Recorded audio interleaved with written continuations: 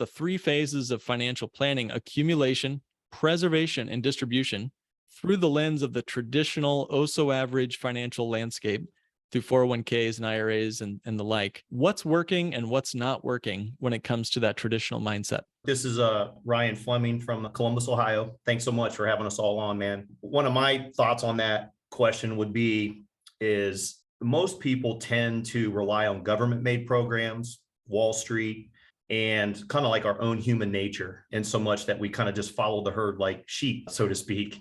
And I think that that's yielded a lot of the macro issues that we see with traditional financial planning relative to counting on your 401k to be there, the timing of the markets when you need that 401k. And moreover, the scary part of is just relying on the definitions and the rules on how and when you can take those dollars from the government, centered around Wall Street speculation. And we all know that as human beings, we tend to do things that aren't in our best interest all the time, whether it's what we put into our mouth, what we look at on the internet, or perhaps what we do with our own money.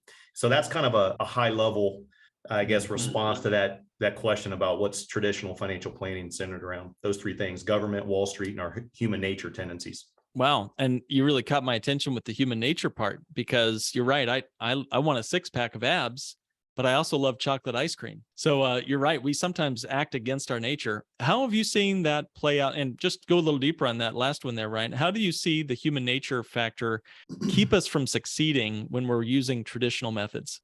Well, it's lack of knowledge from the consumer standpoint, right? When you really truly sit down and you start to educate them about how money works, they really don't have the answers. And what that leads to is lack of control.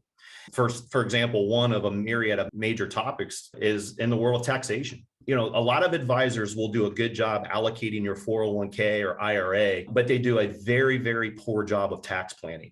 And it's maddening to me that people out there think that they have a good plan, but they have just a little bit of a plan. And that little bit of a plan doesn't solve the whole scope of things that they're going to face, now and as they matriculate into their retirement years. And so, for example, that would be tax planning. Very few planners do good tax planning, which is just absolutely insane to me.